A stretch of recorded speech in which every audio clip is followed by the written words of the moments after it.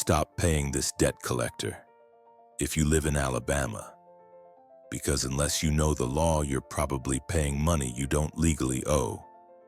Let me show you why.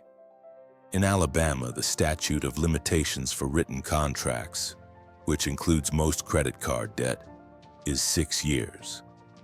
That means if it's been more than 6 years since you last made a payment or acknowledged the debt in writing, the debt is likely time-barred.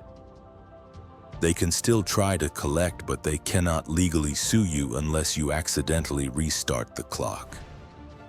So if you say the wrong thing, make a small payment, or agree it's yours, boom, they've got you again.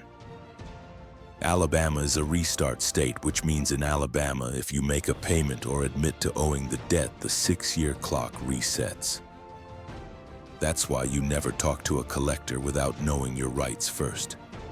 Always ask them to validate the debt in writing. Don't say, "I owe." And definitely don't send a dime unless it's verified. Do debt collectors need a license in Alabama?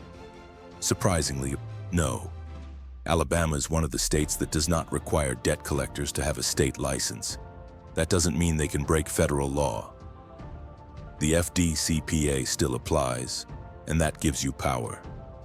Things like no threats, no calls before 8 a.m. or after 9 p.m. No lying about who they are or what they can do.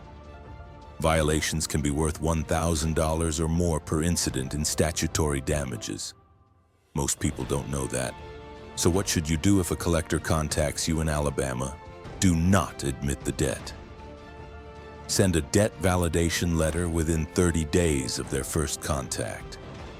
Track the statute of limitations. If it's expired, you're protected from lawsuits. Keep all communication in writing. If you're in Alabama, you don't need to live in fear of your phone or your mailbox. You need knowledge, and that's what we give you. $29 a month for tools and letters, $99 for full strategy session. You were never powerless. You were just uninformed. This is the Debt Revolt, and it starts with you.